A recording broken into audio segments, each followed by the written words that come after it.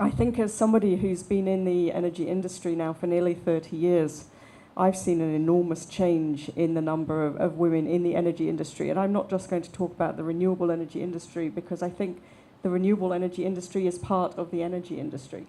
And renewables are basically mainstream now and need to continue to be mainstream in order for us to combat the climate change going forward. But when I was joining the energy industry as a young analyst, I got advice from my male boss to say something along the lines of, well, to be taken seriously in this industry, you have to act like a man. So you really should go and buy a pinstripe suit so people will think that you're actually a man, and that way you'll go forward. That was, as I said, 25 odd years ago, more than 25 years ago, and I'm hoping that no men in this room are going to give that kind of advice to young female graduates joining their companies today, because it's a double-edged sword. It is extremely hard as a woman in any industry.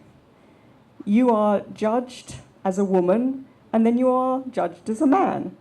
If you are strong, loud, stand up for what you believe in, do good work, if you were a bloke, people would say, oh, what a great chap, we should promote him. And if you're a woman, they say, my God, what a strident, noisy woman. I've been called strident before in a review. And they hold you back.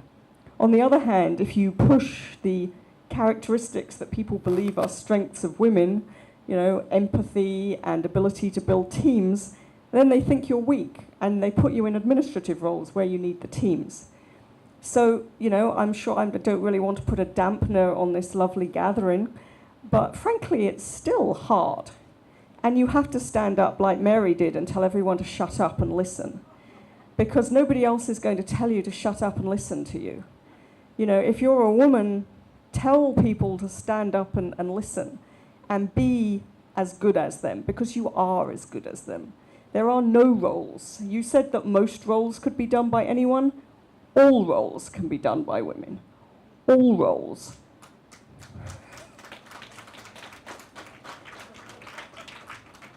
And we have to promote women. And it is, I mean, even within my own organization, I mean, we are a consulting firm. We are a high-end consulting firm, and we work people really hard. And my other two business partners, who are men, say things like, oh, well, we need to make our analysts work 60-hour weeks. That's how they learn. Well, that's fine, but some of them have family commitments. And we drive good women out of this business by forcing them to act like men and ignoring that actually they have other roles. And we lose people, and that is, we lose talent.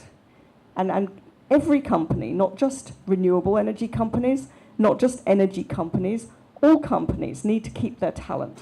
And they keep their talent by creating a workplace that is flexible for women and for men, because I know men in Hong Kong who look after babies. It's not unheard of, and the world is changing.